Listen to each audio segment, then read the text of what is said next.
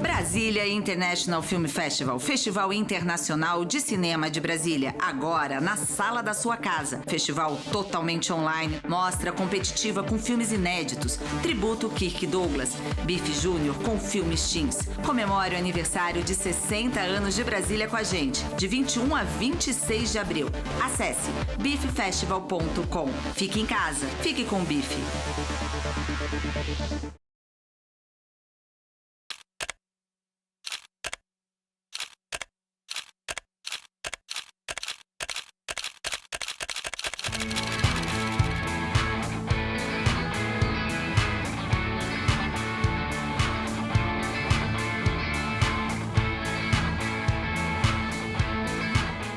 Nessa aula aqui, ou nesse papo, a gente vai botar em perspectiva o cinema brasileiro. É claro que é injusto e impossível a gente querer abordar em 15 minutos a história do cinema brasileiro documental.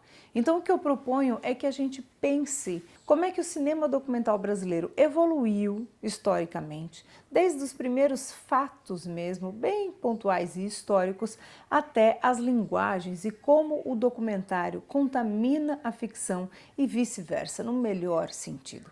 E aí eu gostaria de comentar lá atrás, vamos lá atrás, quando o mundo do documentário e da ficção estava se desenvolvendo na França, ali final do século XIX, como é que estava o Brasil? A gente tinha o que eu digo, né? A gente foi começando a construir a chamada narrativa do cinejornal, ou que os americanos chamavam de newsreel. A Pathé francesa, uma empresa que até hoje é muito importante no ramo de filmes, de cinema, ela foi encomendando filmes assim, de viagem, diários, etnográficos, filmes de atualidade, quase jornalismo. E aí muita gente entrou por essa seara. O Brasil chegou em épocas que tinha 50 cinejornais. A gente lembra aí dos mais famosos, mas é interessante ver como é que a gente chegou nisso, como é que foi evoluindo o nosso mercado de cinema, nossas praças de salas de cinema, né, de espaços de exibição, para aí a gente começar também a produzir e pensar a linguagem. Com isso em mente, a gente pode construir uma perspectiva crítica, mas não completa, do cinema brasileiro, porque é muita informação, muitos anos, muitas décadas. Mas o importante é a gente saber algumas datas, até algumas anedotas aí do nosso cinema, para a gente poder colocar tudo em perspectiva, até alguns fatos que a gente não costuma falar, como por exemplo, quando foi a primeira vez que alguém filmou o Brasil? Quando foi a primeira sala aberta? Né? São curiosidades que mostram aí como é que a gente estava se movimentando enquanto o mundo estava já com o Méliès, com os Lumière, quando o cinema americano já estava se construindo aí em Hollywood. Então a gente fala, o Brasil estava onde? A primeira imagem que a gente tem registro do Brasil foi filmada em 1908. Quem filmou foi Afonso Segreto e é a chegada da perspectiva do navio na Baía da Guanabara. O navio para a Baía da Guanabara, não por acaso se chama assim, tem esse nome, né? Vista da Baía da Guanabara, mas essa imagem não existe mais. Agora, os italianos trouxeram os projetores para o Brasil. Então, em 1896, veja só, bem pouquinho tempo depois da primeira sessão da história em Paris, a gente já tinha imagens sendo projetadas no Brasil.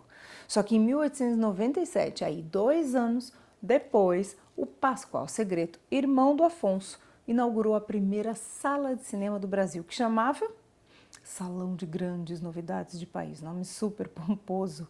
Em 1898, a gente teve a primeira revista de cinema do país, o Animatógrafo.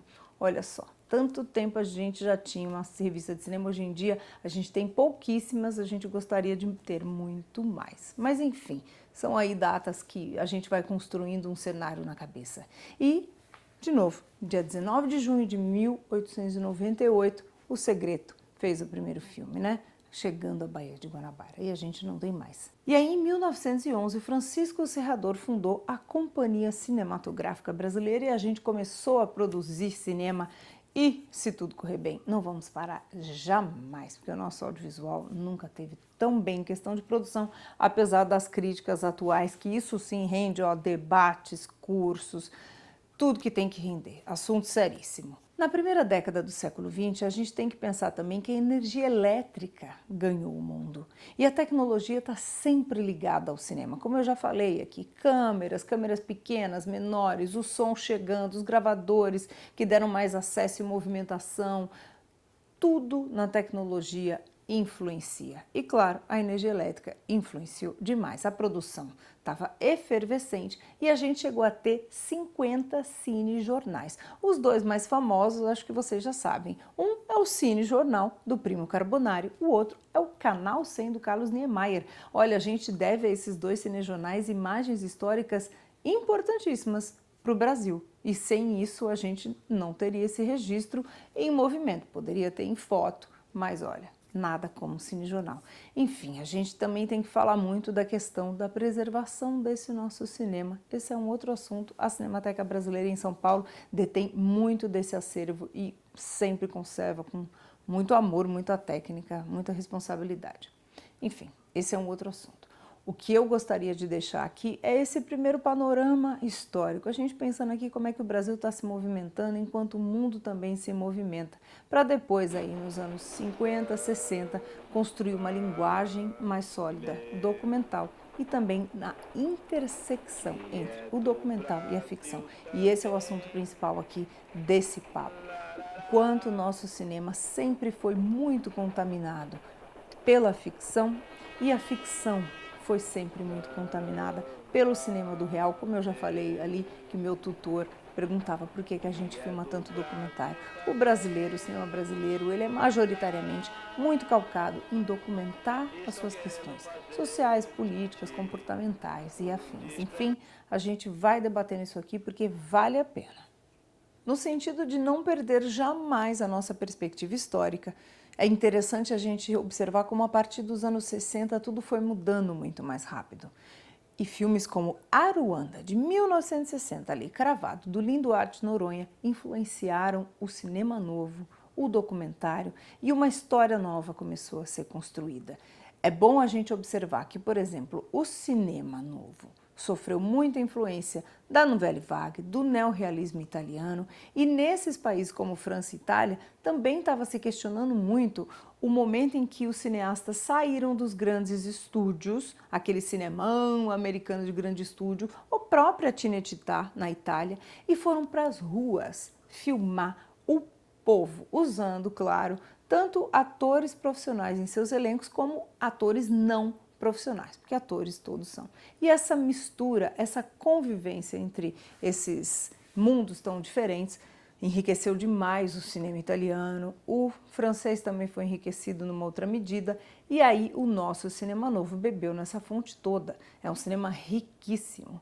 E a gente gosta de ressaltar também os nossos estudos. A gente tinha aqui Vera Cruz, tinha Atlântida, a gente tinha grandes produções, né, reproduzindo aí o modelo, a estética norte-americana de Hollywood. E aí a gente ganhou o nosso cinema novo, com locações reais, personagens que revelavam esse cenário social brasileiro efervescente. Um exemplo que eu gosto aqui é 5 Vezes Favela, filme crucial que conta aí, pelo olhar de vários diretores, a realidade do Rio de Janeiro e a realidade dos moradores periféricos. É um filmaço, aliás, tem também, a gente tem Rio Zona Norte, entre tantos outros, Vidas Secas, todos os filmes do Glauber Rocha, revelando aí esse Brasil muito documental ao mesmo tempo. E ao mesmo tempo extremamente criativo, com uma ficção rara. Então a gente está sempre aí sofrendo essa intersecção. Como eu brinco, como disse lá o meu professor de documentário. Por que a gente filma tanto no Brasil? É isso. Essa realidade fervilhante. Eu não vou ficar aqui dando uma lista acadêmica de documentaristas brasileiros, porque é injusto, pouquíssimo tempo para falar em ordem cronológica. Então, acho que isso é muito interessante da gente observar. O que eu gosto de tratar aqui são alguns nomes para deixar aqui e a gente pensando. A gente teve o Afonso Segreto, a gente teve a Comissão Rondon, que viajou pelo Brasil inteiro, a gente teve Silvino Santos, e no País das Amazonas. A gente teve expoentes da cinematografia nacional incríveis, Leon Risman, Humberto Mauro, Vladimir Carvalho, a gente tem o mestre Eduardo Coutinho, a gente tem a Helena Soares, Cláudia Priscila, que filma com o Kiko Goifman, Kiko que usa tantos dispositivos interessantes para contar o seu cinema, como em 33 ou em Bicha Travesti. Em 33, o Kiko, por exemplo, cria um dispositivo ficcional, um filme no ar, para buscar sua mãe verdadeira. Já Bicha Travesti faz um relato muito interessante, ele constrói o dispositivo de um estúdio de rádio, um programa de rádio, para também contar a história da Linda Quebrada. Enfim, dá para a gente inovar e criar muito no cinema, buscando essa verdade, esse tratamento criativo da realidade. A gente tem cineastas mineiros como Elvésio Marins, Pablo Lobato, a gente tem Gabriel Mascaro em Pernambuco, Rodrigo Siqueira, que fez Terra Deu, Terra Come, que tem um dispositivo interessantíssimo, narrativo, não por acaso ele ganhou o É Tudo Verdade com esse filme, que é o máximo. Cristiano Burlan, um diretor que filma muito projetos com um orçamento baixíssimo, vários trabalhos na periferia de São Paulo, incrível, acabou de filmar sua primeira ficção. Petra Costa, que chegou no Oscar, Tata Amaral, que dirige ficção e também dirige documentários, enfim, temos uma lista imensa de criadores e isso é muito bom. É muito bom a gente saber que o cinema brasileiro é efervescente, tem muitos autores que bebem aí, na fonte de todas essas tendências que a gente veio falando até agora.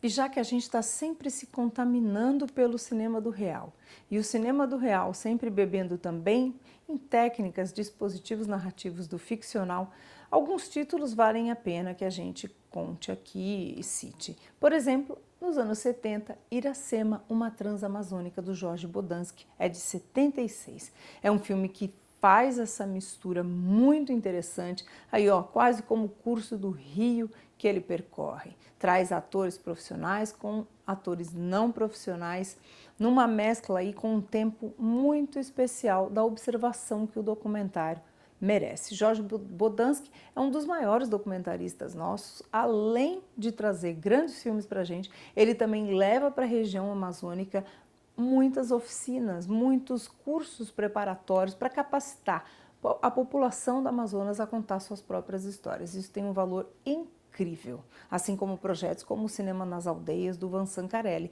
que já formou cineastas indígenas no Brasil inteiro, cineastas que estão aí fazendo filmes, ganhando prêmio. A gente teve participação de cineasta indígena, a Patrícia, do Brasil, no Festival de Berlim. A gente teve a Graça Guarani, que foi lá debater a questão das mulheres no cinema brasileiro, indígena também. A gente tem Tacumanco Icuro, que foi júri do Festival de Brasília em 2019. Enfim, todas essas movimentações, para além da linguagem que eu estou falando, a movimentação político, sociocultural do cinema e seus realizadores também é muito importante.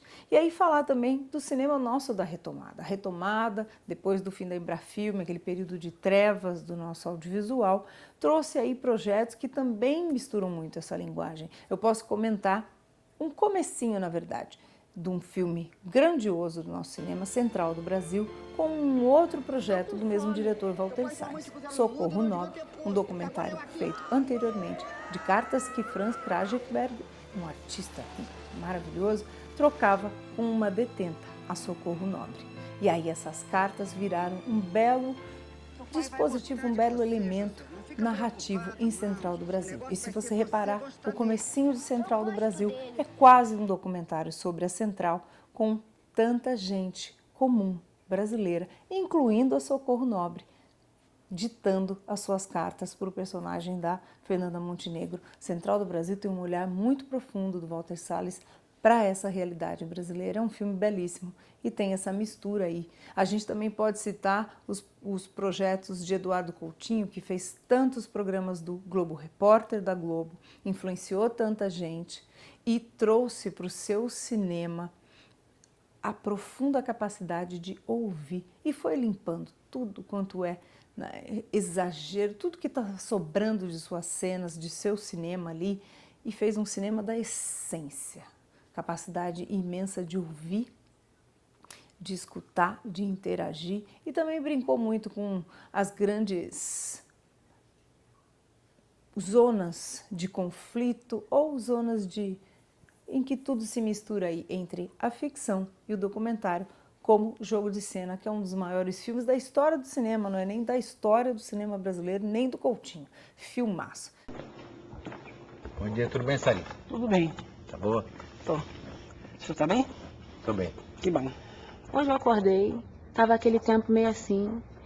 Aí eu olhei e falei, poxa, São Pedro, eu queria ir bem pra filmagem, eu queria ir bem extravagante. Não dá pro senhor mudar esse tempo? São Pedro não mandou o sol pra mim? Desculpe. Eu tenho hoje um namorado que, nossa, ele é muito meu amigo. O homem tá escasso no mercado. Mas daí vocês saem à noite. A gente juntas. sai um monte de mulher, tudo à busca. A gente já sai no carro dizendo, gente, homens, corram, porque a mulherada tá chegando desesperada. Tá Uma difícil. loucura, tá difícil. Tem muitos outros documentaristas que a gente pode citar, como eu disse, é até injusto a gente começar a citar uns e não citar outros. E deixo aqui essa pensata sobre o quanto o nosso cinema brasileiro é diverso, junto e misturado, e o quanto a gente filma tanto, porque a gente tem muitos assuntos maravilhosos, personagens incríveis, reais e ficcionais. No Brasil, valorizemos sempre o nosso cinema.